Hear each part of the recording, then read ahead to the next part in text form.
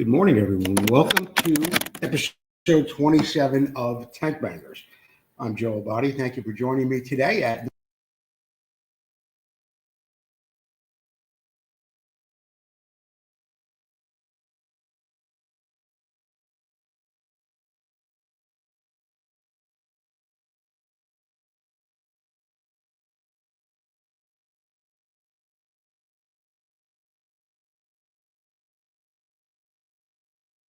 ratchet strap. We've got a clamp. We've got another clamp holding it here. And if you notice, I've got some duct tape across a tie down going that way. And I've got some underneath from a tie down or a ratchet strap going the other way. That's so it doesn't walk on us when we're moving it, when we're sanding. Otherwise, those straps will move. And if you don't have a good rigid tank, well, then you don't have anything to work on, or you have something to work on, but it's moving. So we try and keep it as stable as possible, okay?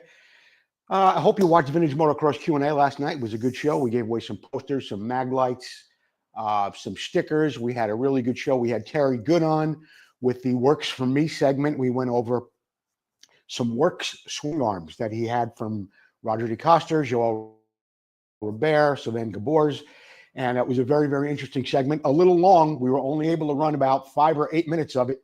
It goes 20 minutes long. Get an inside look at all the Works Bikes parts when we do the Works For Me segment with Terry just about every Wednesday.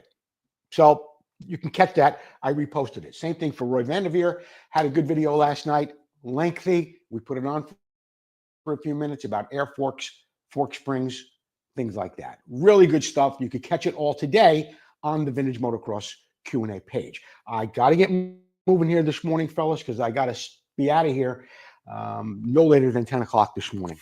So we're back on the RM tank. Please leave a comment. Let me know where you're watching the show from.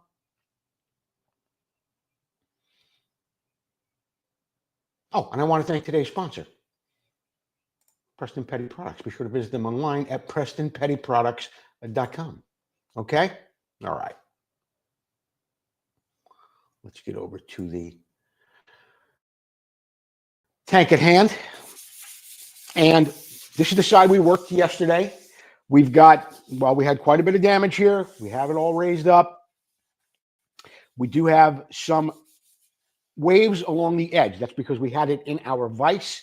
And if this were the vise, it would look about like that. Kind of hard to get to the bottom, sanding and prying, getting the tool. The tool was hitting the workbench a little bit. Nothing out of the ordinary. We've all seen it, or I've seen it dozens and dozens of times. But today, we're going to hit this with this little sanding block, find out where our high spots or low spots may be. We'll be able to get back in there through our access hole, and then we're going to do some sanding, okay?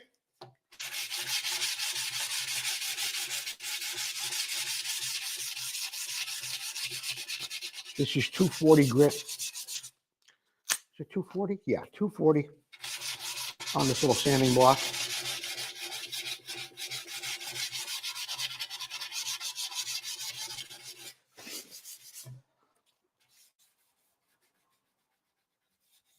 And we're low all through here. Up here looks good. It blends right into the rest of the tank.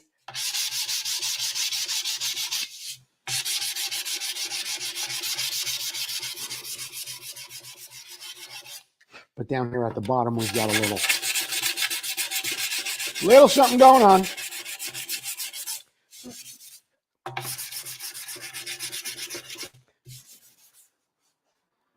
Yeah, you could see it right through that section right there.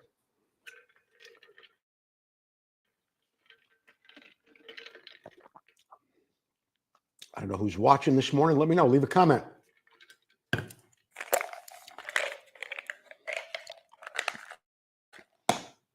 Okay, now,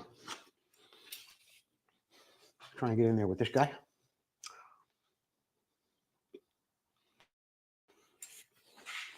I may have to do some hammer on dolly here.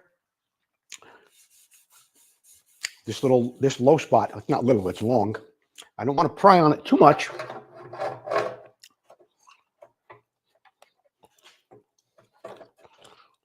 Oh. Looks like I've got another issue.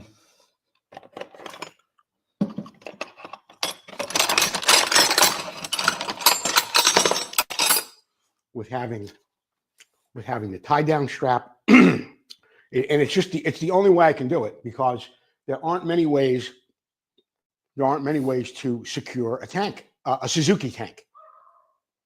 You know, I can put it in the vise and clamp it through this bead right here, but there's really no other way to keep it stable.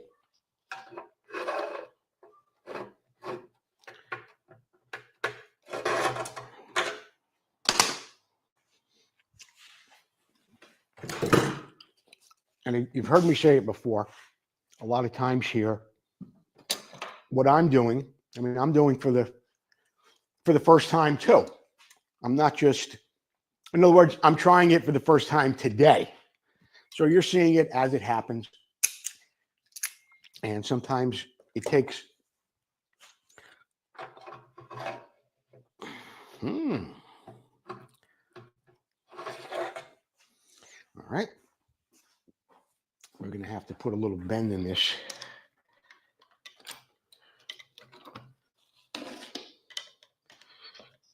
And this tool I have here.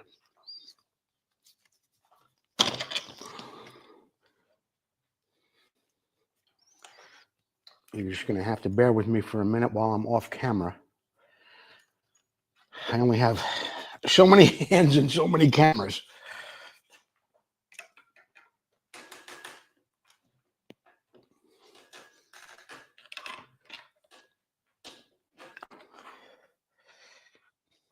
Let's try this. And what I'm actually working with is our rotisserie rod.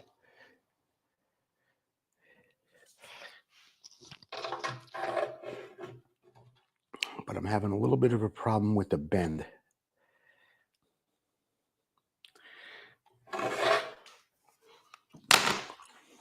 All right.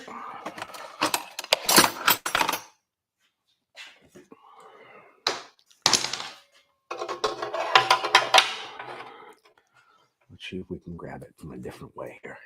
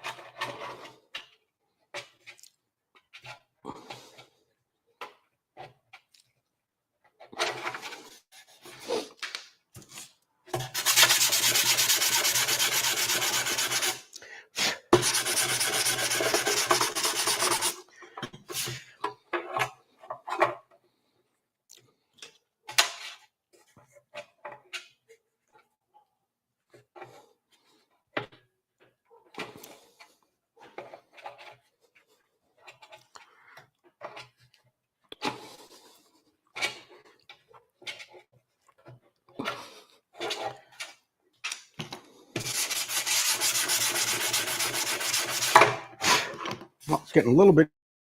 Now I'm going to keep working it. What am I using? I'm using this. And I've got it to where this hook goes through the hole and it comes about right here into my damaged area. Then when I pry on it, this section up here is lifting the dent, or it should be. All right, a little difficult to do that way. In fact, I may turn the vice grip around so I'm pushing down on it a little bit more instead of prying up on it. Might help us a little bit. Okay. See what I'm talking about? In other words, I can pry down on it now and have this section push up on the dent. Tim Christie, good morning, everyone. Hey, Tim. Thanks for joining us again today. Doug Del Muro, thank you for being here. Okay.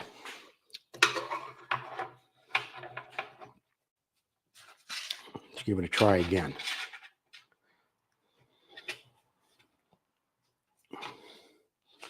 And you know what, guys? If it only gets me halfway or a third of the way, it's a third of the way less. And then we'll deal with this at some other point. But you've got to take it as it comes sometimes. Do the best you can and figure out the remainder of the dent down the road. Oh, another thing I wanted to point out to you this morning. While I have this, you see this towel underneath here?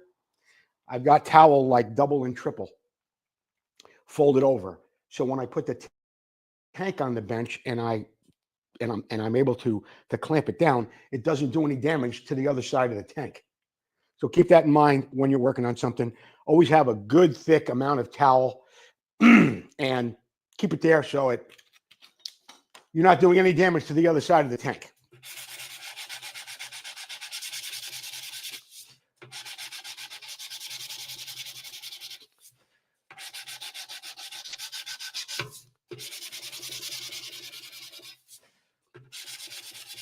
All right, that's a little better.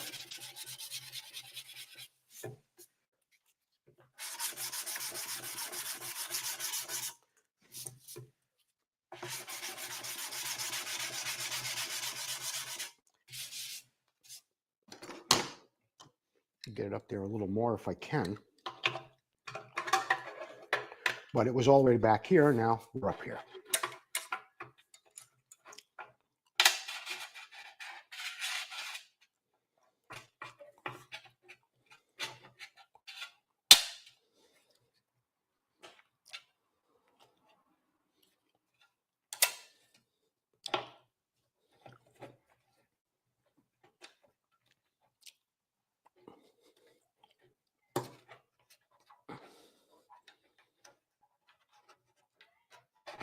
All right.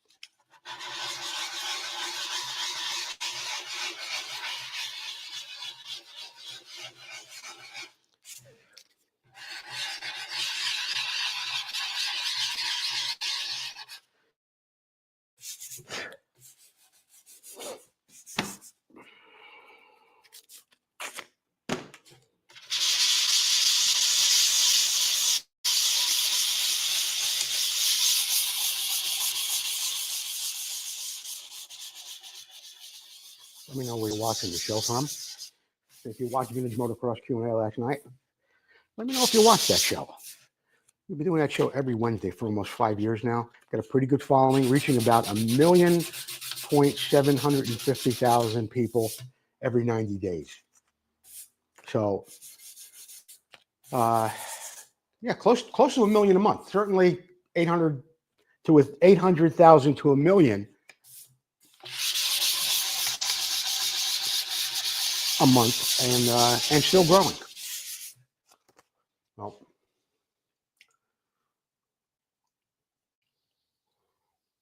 Jeff Bailey, thanks for joining us this morning.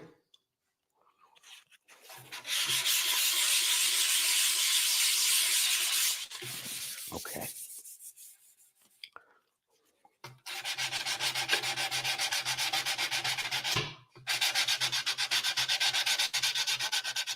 So from here back, we're pretty good.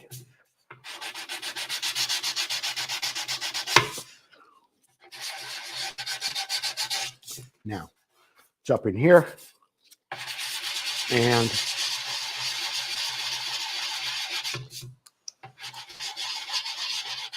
I don't know how much further I'm going to be able to go with this guy, but we'll go as far as we can, and after that,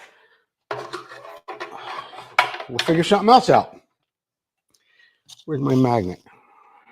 There it is. That's almost as far as I can go, really.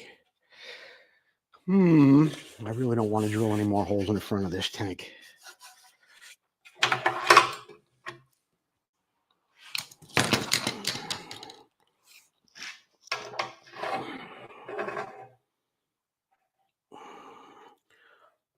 All right, I'm going to try something here. I've really, I don't want to say abused this thing over the years, but I have bent it and twisted it and have done so many things with it. So I'm going to try something again right now. Hopefully it works.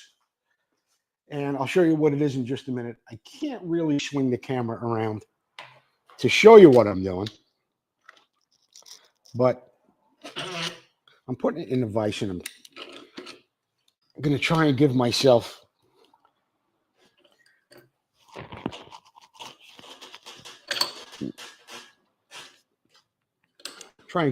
a bend in it so that when I put it in there, it doesn't hit the bench. Now, see how I bent it right here? Right here. So now when I'm inside this tank, this is flush, but the back section isn't hitting the workbench. And I can't really position the tank any other way and have it secure and stable to where I could actually pry on it. I mean, if I went on a 45 across, there's no way to get the straps. There's no way to get the straps on a good point of the workbench. All right, I'm doing it right now. I'm there. All right, I'm up here and nothing's hitting the workbench. Now, this happens to be very thin gauge aluminum, and with this rod, which does have a lot of flex in it, I'll still be able to pry pretty good. Or maybe what I should do. All right, here's what I'm going to do. Put a vice grip right about here. And that'll give me something a little more to pry on. I'll show you what I'm talking about in just a second, guys.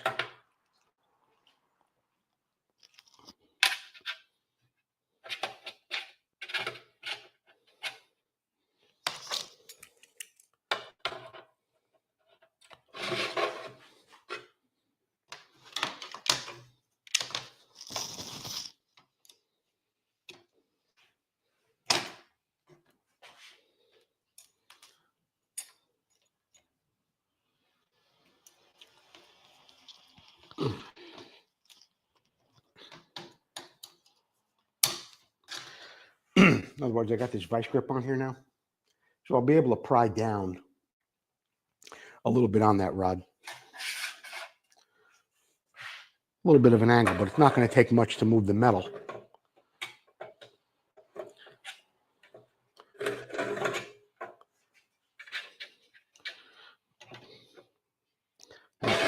Not really a good angle.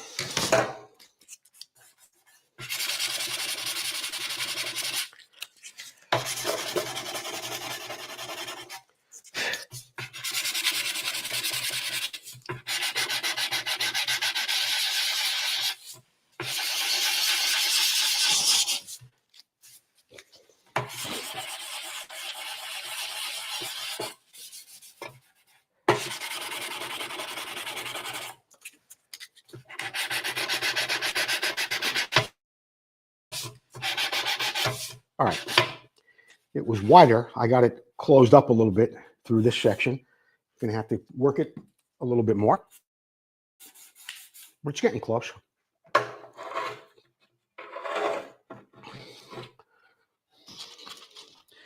fact, what I should probably do,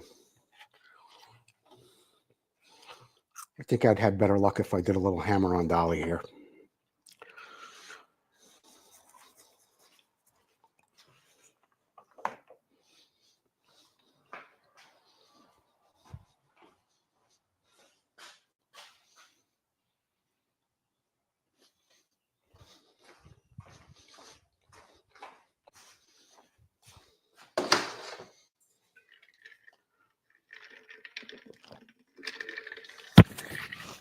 Okay.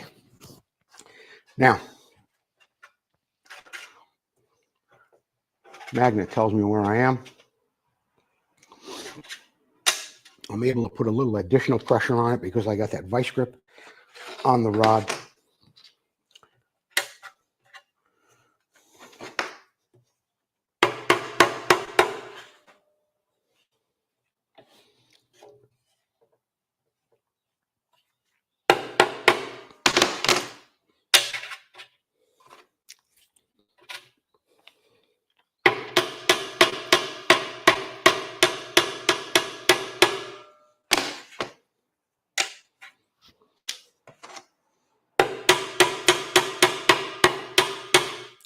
See where it's really shiny? Right there.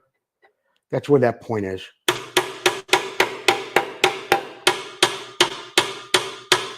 That's where the point of the rod is. I'm going to walk it back just a little bit. Going this way.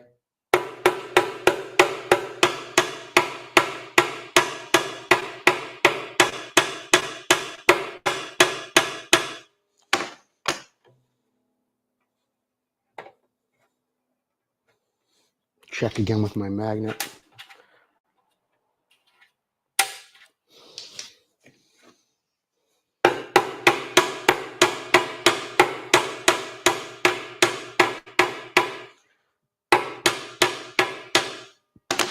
See those three little spots there? That's where we are.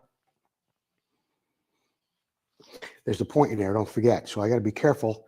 If this rod twists a little, it's going to go this way or this way. I want to make sure it's right in the damage area, right in that low spot.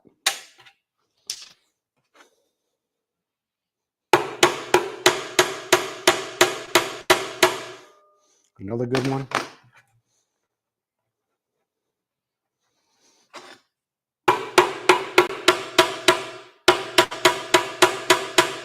Another good one.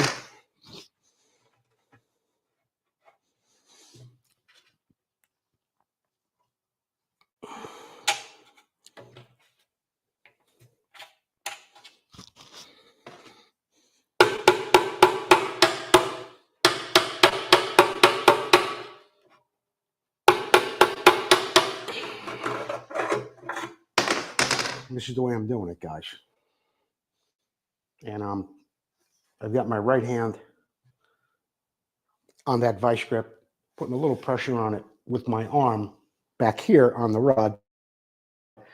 But I'm prying down, and this little point is going up in the damaged area.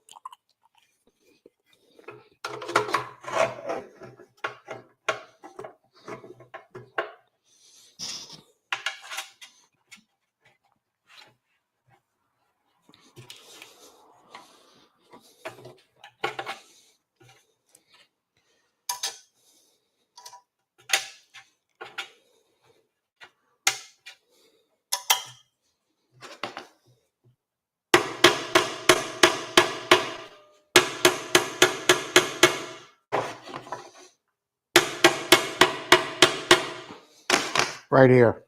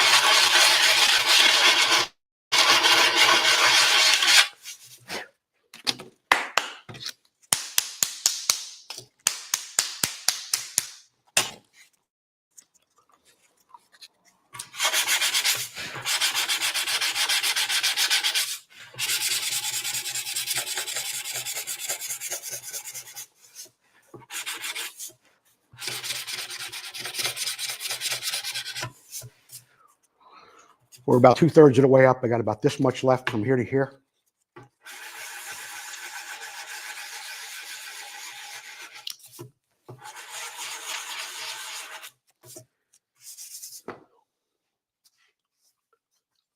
Tim Ketchum, thank you for joining us. Hi, Robert. Looking good, Joe. Many blessings to you, Robert. Been friends a long time, not only through Facebook, but we managed to catch up with each other at the Oakland Supercross and a couple other events from time to time. I hope your brother Jeff is doing well, too. All right.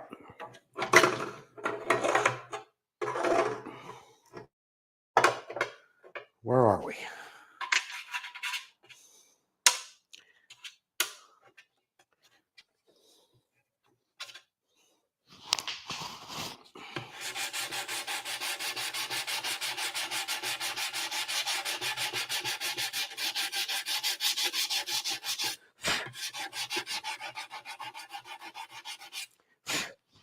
We're good all back here.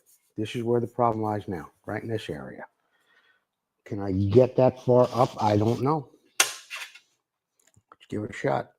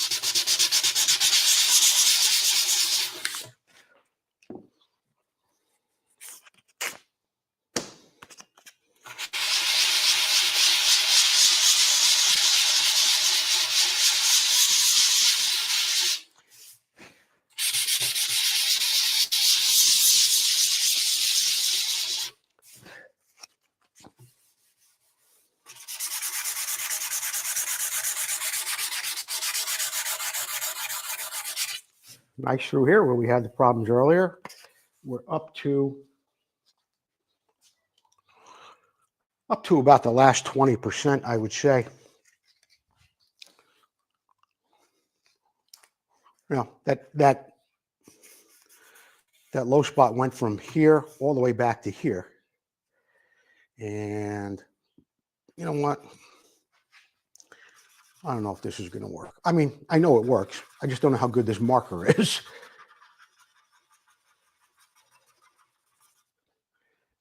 You know how it goes around here, guys. You watch me do this every day.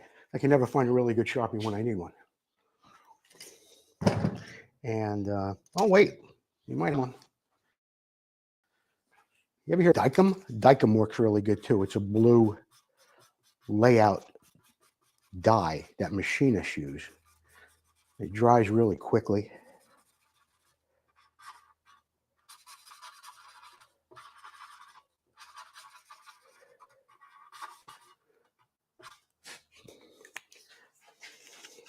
But that's so you could, it's for a different reason when a machinist used it. All right. But this is a little trick you could use if you wanted to. You could take a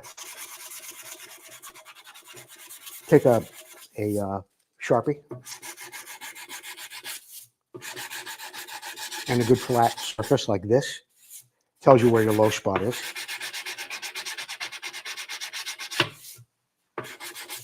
I just thought I'd show you that little trick while we were working on that. Somebody mentioned that yesterday. I forgot who it was. Somebody on the show here jumped in and said you could use the Sharpie to show you where the low spot is. And they are absolutely correct. You could. So, where are we?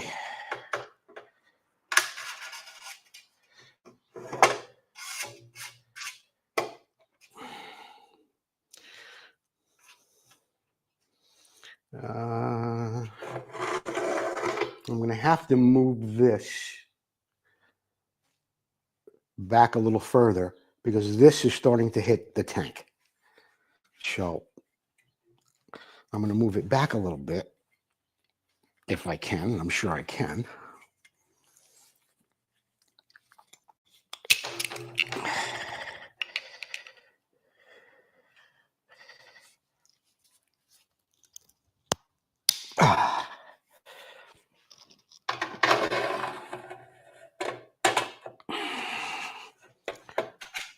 Where are we now? Oh, okay, good. Okay.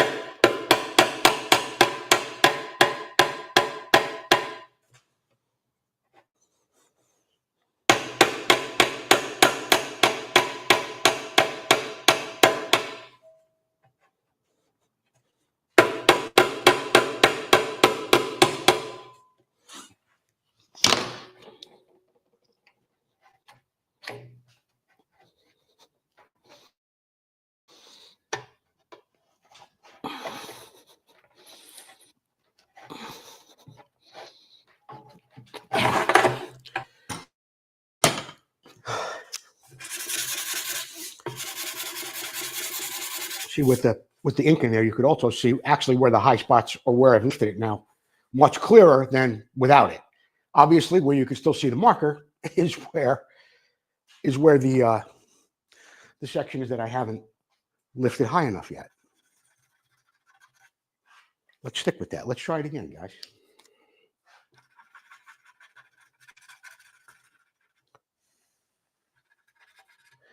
I know it's low over here. Maybe there, but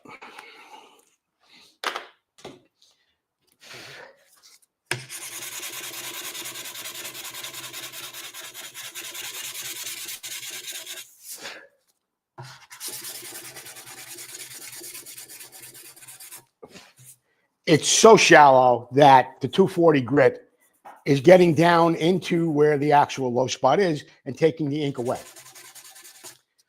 That's how shallow the impression is. In this situation, this is 240. Here's what we're going to do. Run a little experiment here. Let's put the ink back on it again. All right, let's do that. Looks like I have a little low spot there too. But let's do that. And instead of using 240, let's go right down to the finest paper I keep in the shop here right now, 400. And we'll see if the 400 doesn't go all the way down into that shallow area.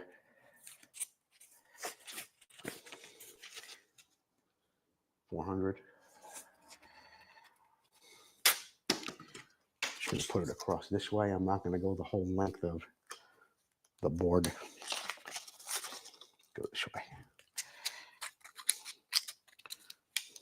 All right, let's see what happens this time.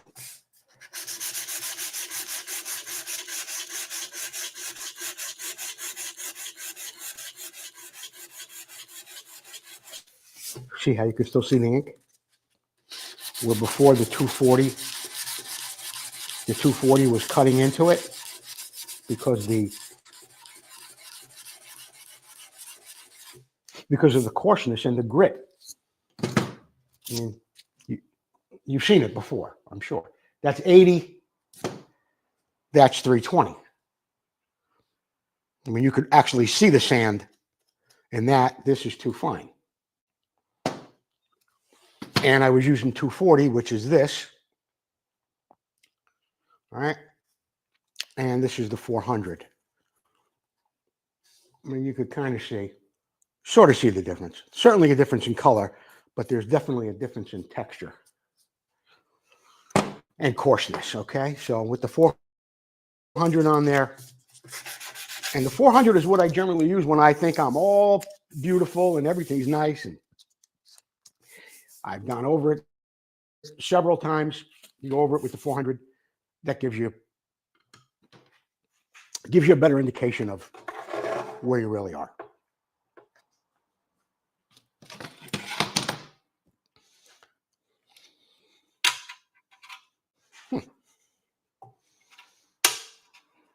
All right, I'm right on that spot right there.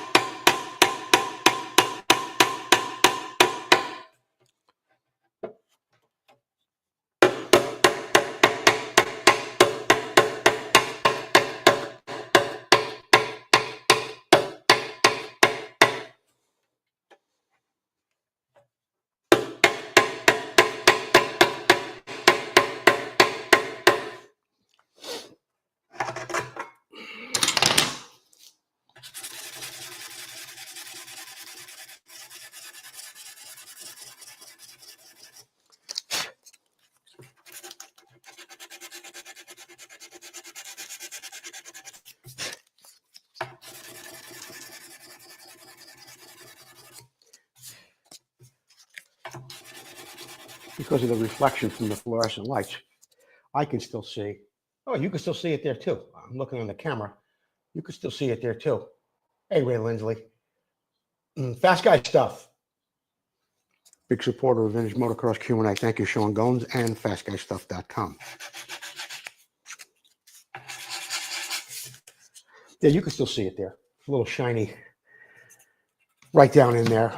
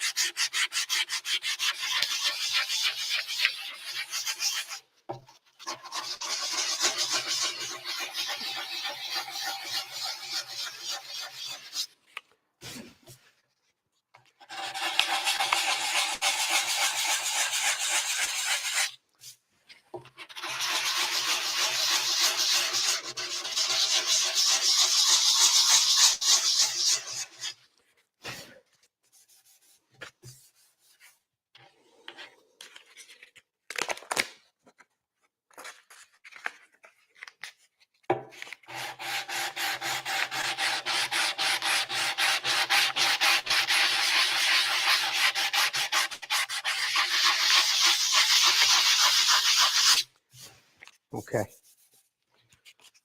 Getting a little more difficult because I have the accuracy, but I don't have the leverage. You've heard me say that before. If I had a hole here, on the bottom of the tank right here, I'd pop that thing up. It'd take me longer to drill the hole than it would to get the dent out. But I don't want to drill any more holes in the tank. I've got one back here.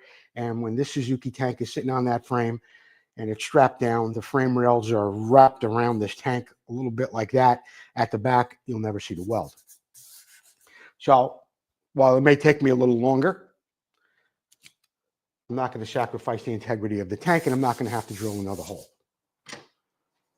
How much time I have left here? I got about 17, 18 minutes, and then I have to jump today. I've got to get back on another call, a Zoom meeting at exactly 10.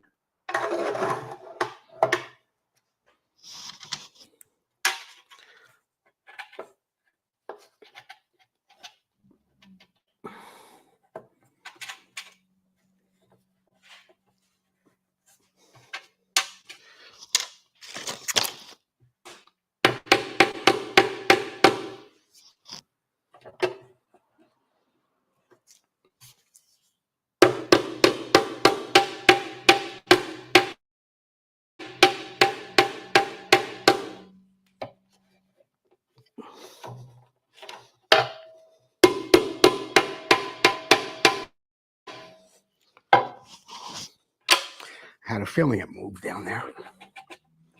There we go.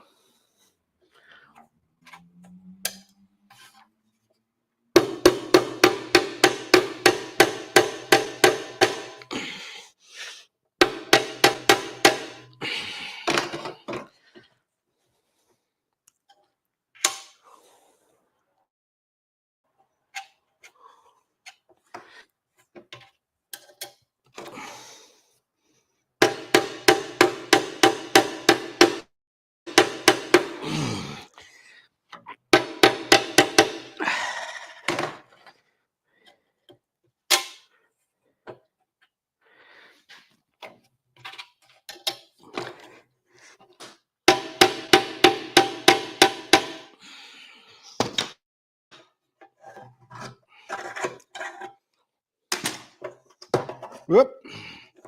My clamp came loose a little bit here, guys. Hang on.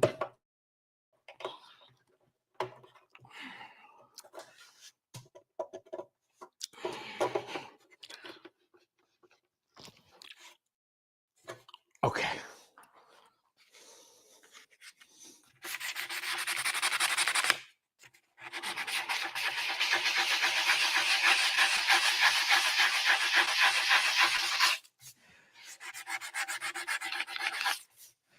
All right. Now, could be a little better, in my opinion.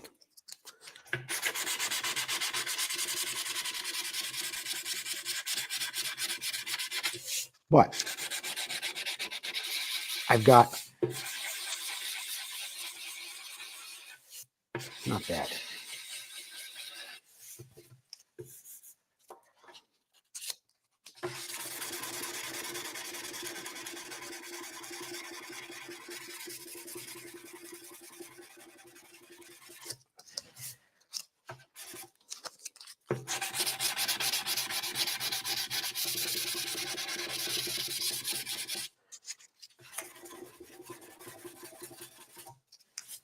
Okay.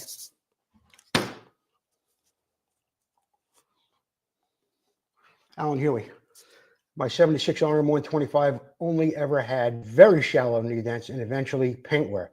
Well, you're lucky. You know, they bend pretty easily, these tanks, that's for sure. Certainly, Yamaha tanks are pretty durable. Your Elsinore tanks, well, we've all seen those and what condition they often wind up. But the RM tanks, they bend. Boy, they are like paper, like aluminum foil, really. 49. Okay. I'm going to, all right, I'm going to start off with, it's got a slight, ever so slight wave in this thing. It's not bad. I'm going to hit it. I've only got a couple of minutes to go, guys, but I'm going to go in circular motions with one of my favorite tools, the ruler. Medium pressure. Cover the entire ruler with your hand. This thing shouldn't be here. I'd like to go past the work, but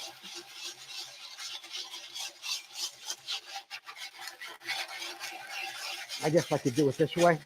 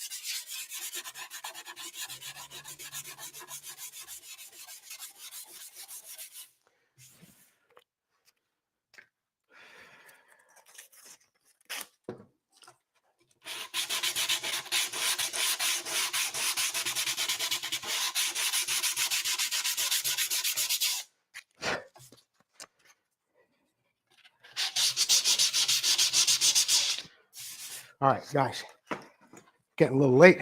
I'm going to back up this camera a little bit so you could see a little bit about how I had to rig up this thing in order to make it work.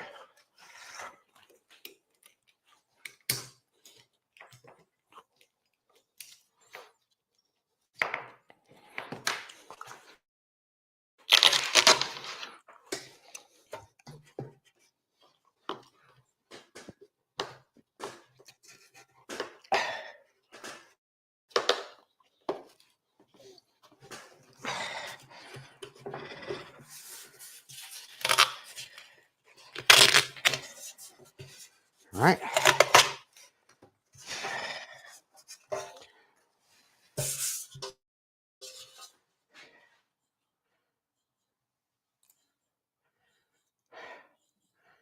It's funny how my hair stays in place though, right? I'm sweating my nuts off. Anyway. There it is. I would call it 97%. Damn close. Good coat of prime. Good coat of prime. Block sand it, paint it, clear it. You'd never see anything that is in there. There's the whole light. They're all through. There's one on that side too. I wouldn't call it polished for an Elsinore straight. Now, I still got this one to do on this side. Remember from the first time we worked on this tank? Down toward the bottom? This was the same way. All right, I got to run, guys. Thanks for watching Tank Bangers. I'll be back again tomorrow morning at 9 a.m. Don't forget, next time Try This is on at 12.